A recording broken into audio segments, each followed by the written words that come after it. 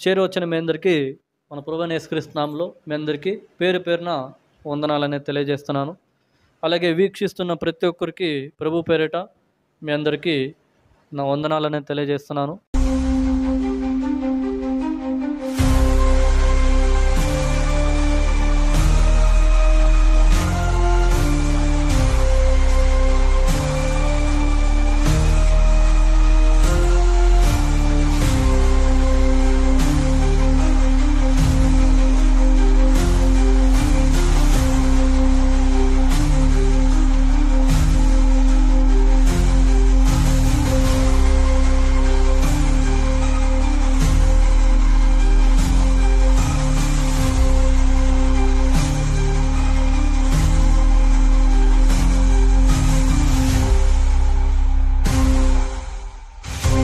అదేంటంటే మూడోది వచ్చేసి కరువులు ఏమవుతాయంట, సంభవిస్తాయి. కరువుల గురించి మనకు ఐడియా ఉంది కదా. కరువు అంటే ఏమిటికి? తినేకి తిండి లేకపోవడము, తాగడానికి నీళ్లు లేకపోవడము, వేసుకోవడానికి బట్టలు లేకపోవడము, ఇవన్నీ కరువుకి సంబంధించిన ఒక సూచనలు. ఆ కరువు కూడా సంభవిస్తాయి. కరువులు అనేది మనకి ఏమవుతాయి, సంభవిస్తాయి అనే వచనం మనకి ఎక్కడ ఉంటుందంటే మత్తయి సువార్త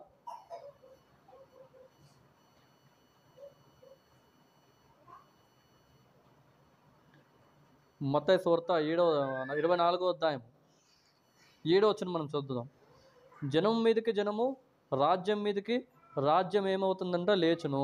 8వ వచనం, అక్కడక్కడ కరువులు, భూకంపములు కలుగును. ఇవన్నీ వేదనలకు ప్రారంభము. వేదన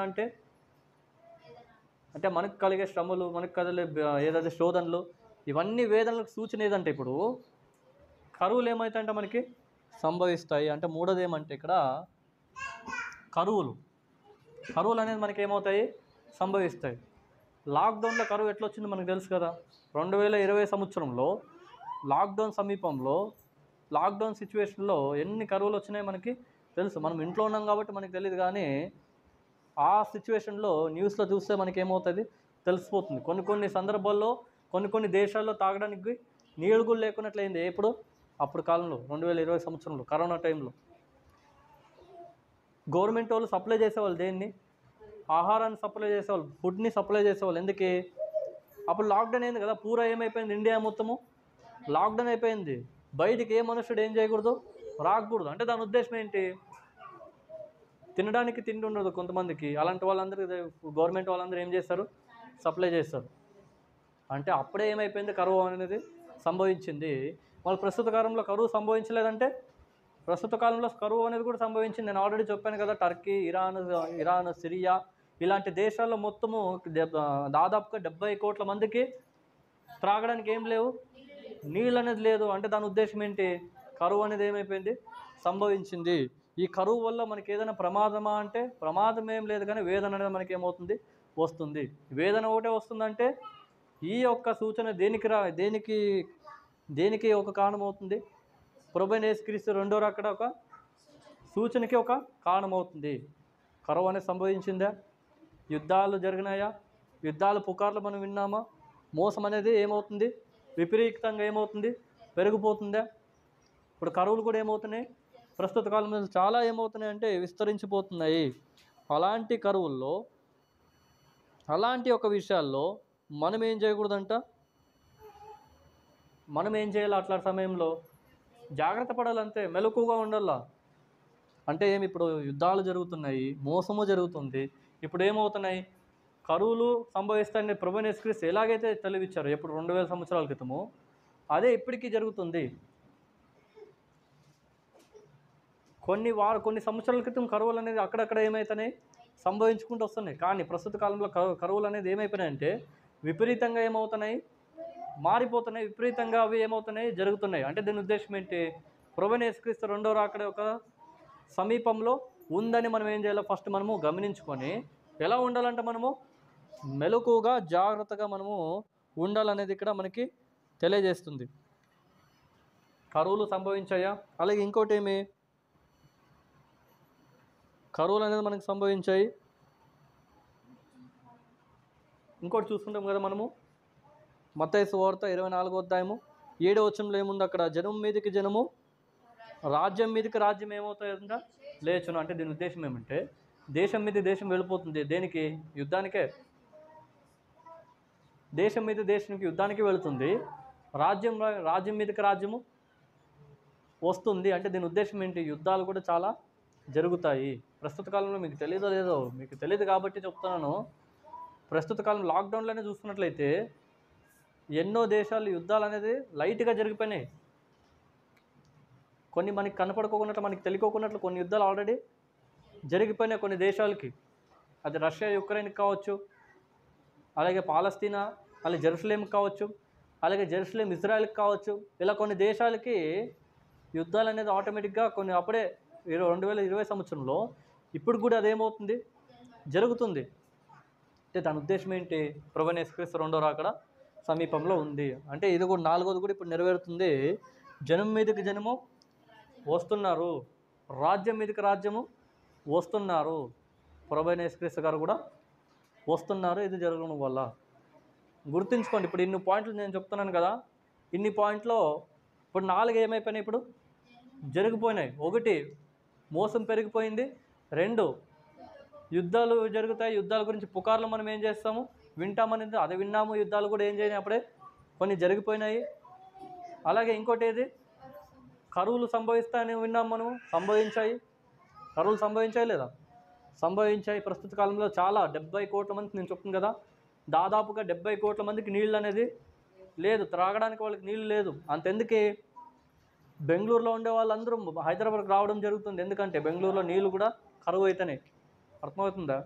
బెంగళూరులో నీళ్ళు కూడా కరువు అవుతున్నాయి కాబట్టి బెంగళూరులో ఉండే వాళ్ళందరూ హైదరాబాద్కి ఏమవుతున్నారు? తిరిగి వస్తున్నారు. దానికి ఒకటే రీజను, అక్కడ నీళ్ళు అనేది ఏమవుతున్నాయంటే ఇంకిపోతున్నాయి. నీళ్ళు అనేది అక్కడ లేవు సరిగ్గా. అంటే కరువు అనేది లైట్గా అక్కడక్కడక్కడ ఏమవుతుంది? సంభవించుకుంటూ వస్తుంది. ఇంకా 4వది జనం మీదకి జనము, రాజ్యం మీదకి రాజ్యం వస్తుంది. అంటే జనాలకు మీద జనాలు యుద్ధాలకు వెళ్తారు. వెళ్ళారు ఆల్రెడీ, ఇప్పటికీ వెళ్తున్నారు. ఇప్పటికీ పాలస్తీనాకి జెరూసలేంకి పడదు, జెరూసలేంకి ఇస్రాయల్కి పడదు. ఎప్పుడెప్పుడు యుద్ధం చేద్దామా, ఎప్పుడెప్పుడు అక్కడ ఉంటున్న ప్రజలను నాశనం చేద్దామా అని ప్రతి ఒక్కరు కాచుకుంటున్నారు. ప్రతి ఒక్క దేశాలు ఏమవుతున్నాయి? కాచుకుంటూ ఉన్నాయి. అంటే జనం మీదకి జనం వెళ్ళిపోయింది, రాజ్యం మీదకి రాజ్యం యుద్ధం చేయడానికి రెడీ అయినాయి.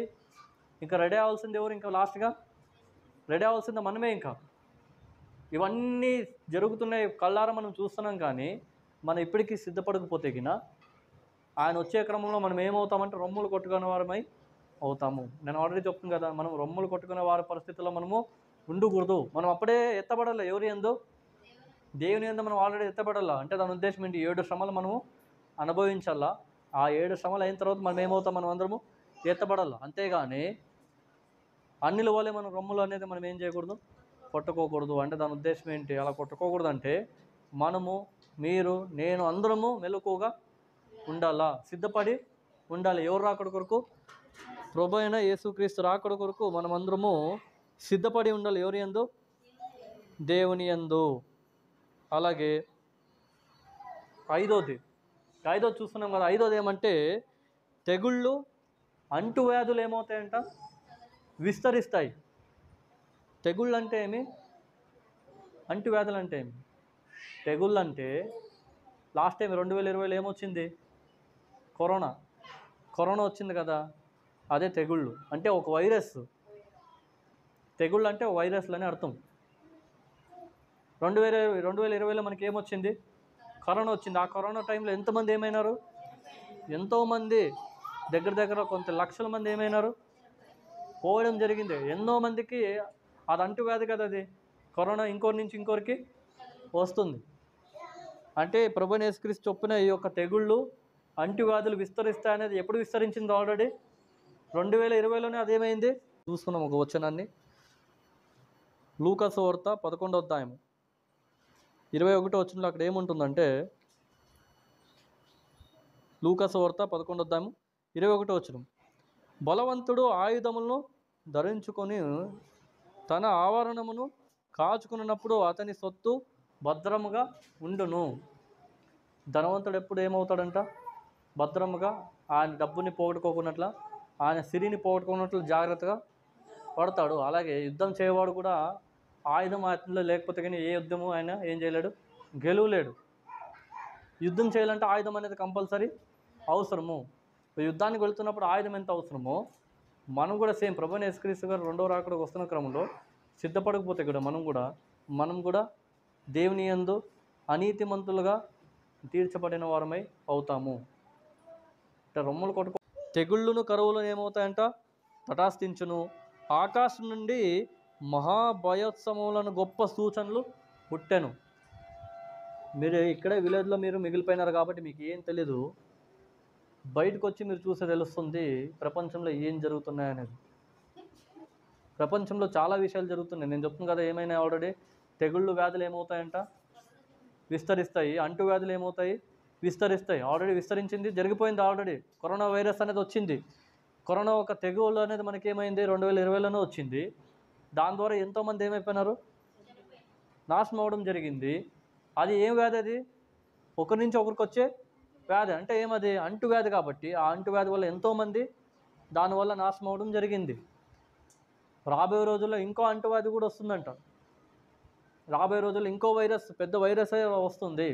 మళ్ళీ ఆ వైరస్ నుంచి కరోనా టైంలో మన బంధువులు ఎంతోమంది ఏమైపోయినారు, మనకు కావాల్సిన వాళ్ళందరూ ఏమైపోయినారు, నాశనమైనారు. ఇంకా రాబోయే ఇంకో ఒక్క వైరస్తో మనమేమవ్వచ్చు, నాశనం అవ్వచ్చు, మనమేమవ్వచ్చు, అంతమవ్వచ్చు. ఆ వ్యాధి అంటువ్యాధి కాబట్టి ఆ వ్యాధి మనకి రావచ్చు. గత సంవత్సరం ఆ పెద్ద కరోనా వైరస్ వల్లే మనం సర్వే అయినామంటే దాని ఉద్దేశం ఏంటి? దేవుడు మన అందరికీ ఏమి ఇచ్చాడు? ఒక అవకాశం అనేది ఇచ్చాడు. ఇప్పుడు ఒక వ్యాధిని పంపిస్తాడు ఎవరు? ఇప్పుడు ఒక తెగుళ్ళని పంపిస్తాడు ఎవరు? దేవుడు. అది అంటువ్యాధి కాబట్టి దాని నుంచి సర్వే అవ్వాలా లేదన్నా ఎవరి పైన డిపెండ్? ఇప్పుడు మన పైన డిపెండ్. ఇప్పుడు రెండో అవకాశం ఇచ్చి చూడు. ఇంకా దేవుడు ఏం చేస్తాడు? ఒకేసారి మనల్ని ఏం చేస్తాడు? ఆ వ్యాధి నుంచి మనకి ఒక పెద్ద అపాయం రావచ్చు. ఆ వ్యాధి మనల్ని నాశనం కూడా చేయొచ్చు. సైంటిస్టులు, కొంతమంది విజ్ఞానులు ఏం చెప్తున్నారంటే రాబోయే రోజుల్లో, అంటే ఇంకా భవిష్యత్తులో, అంటే దీని ఉద్దేశం ఏంటి? కొద్ది రోజుల్లో ఇంకో పెద్ద వైరస్ అనేది ఏమవుతుంది, రాబోతుంది.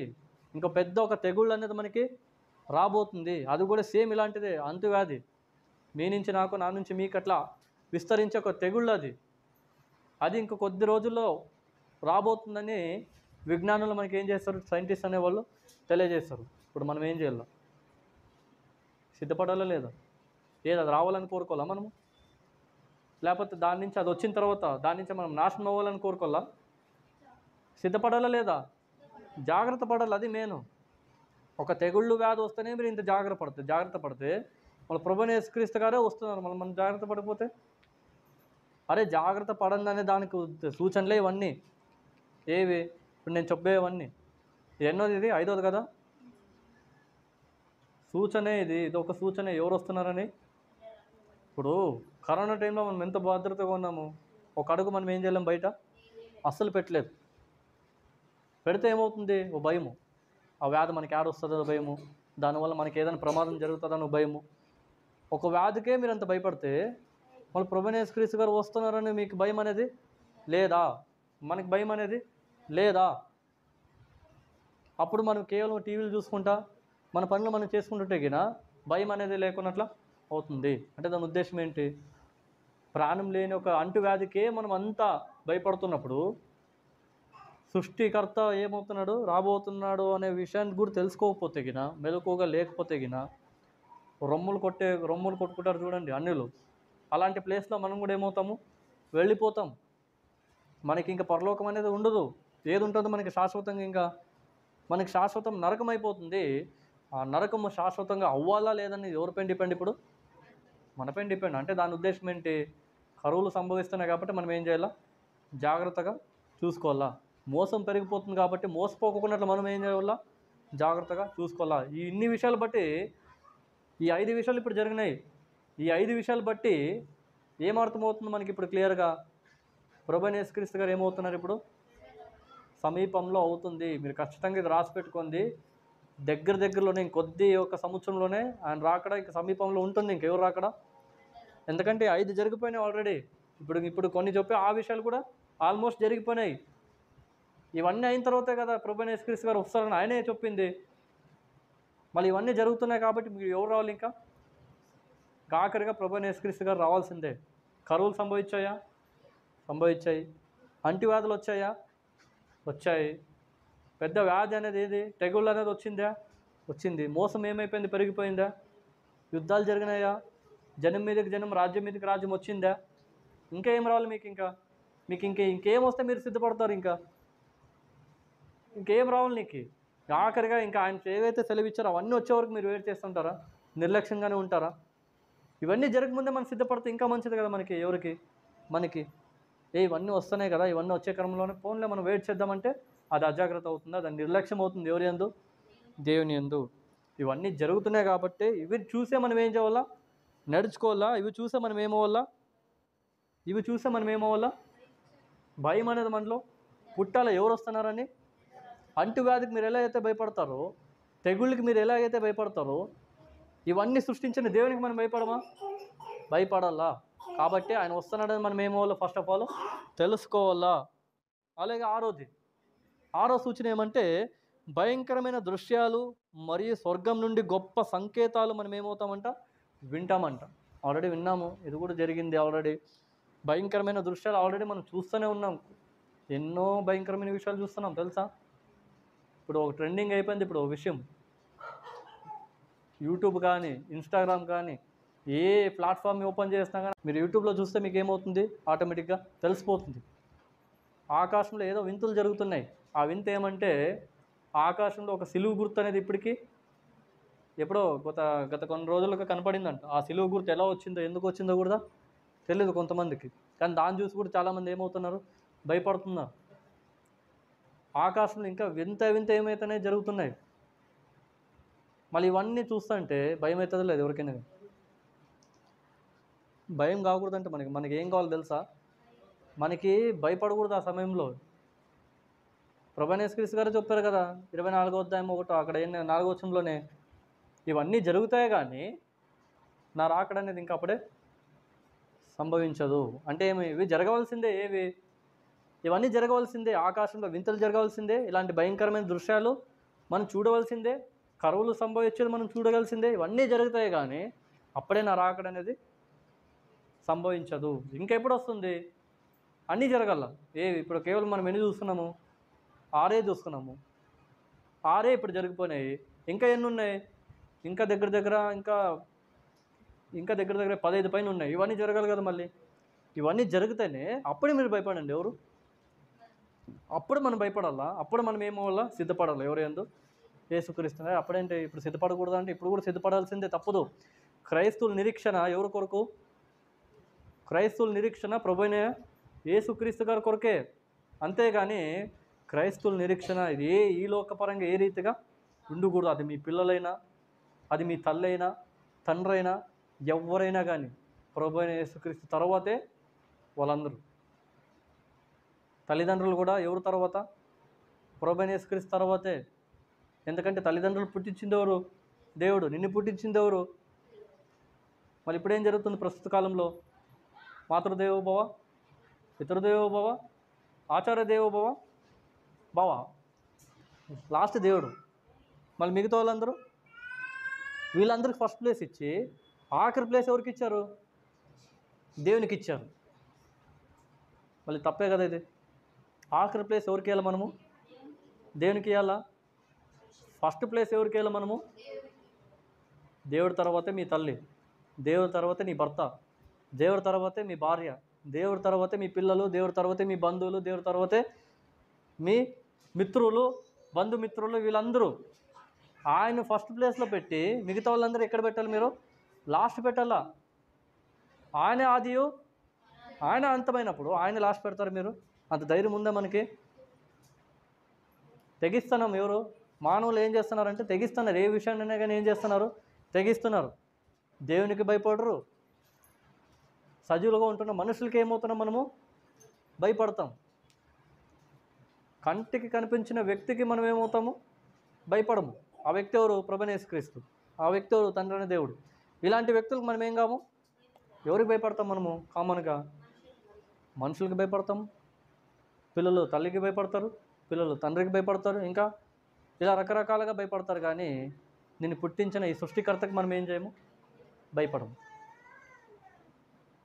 అంటే మొదటి ప్లేస్ మనం ఎవరికి వేయాలంటే ఇక్కడ మొదటి ప్లేస్ మనం ఖచ్చితంగా దేవునికి వేయాలా. ఆ స్థానం ఆయిందే. ఆ స్థానం ఎవరిది?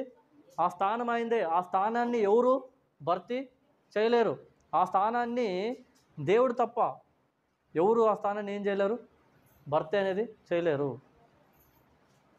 ఇప్పుడు మన స్థానంలో మనకి మొదటి స్థానం ఇప్పుడు మనం ఎవరికి వెళ్ళా? దేవునికి వెళ్ళా.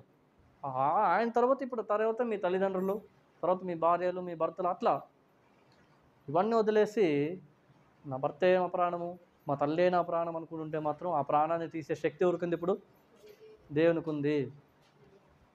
పుట్టించిన దేవునికి అన్ని అర్హతలు ఉన్నాయి. ఎవరిపైన? మనపైన.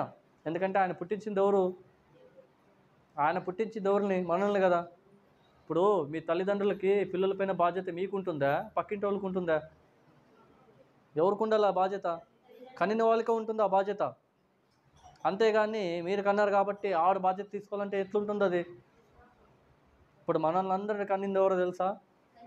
తండ్రే. అట్లంటే ఆయన బాధ్యత తీసుకోవాల్సింది ఎవరు? ఆయనే. మనందరి బాధ్యత ఎవరిది? ఇప్పుడు మన తండ్రి అయిన దేవుంది. మనందరి బాధ్యత ఫస్ట్ ఆయనే తీసుకోవాలంటే మొదటి స్థానం మనం ఎవరికి వెళ్ళా? తండ్రికి వెళ్ళాలి. అంతేగాని మొదటి స్థానం గుర్తుపెట్టుకొని మొదటి స్థానం మాత్రము మీ పిల్లలకు కానీ ఎవరికే కానీ ఇచ్చేకే పోకండి.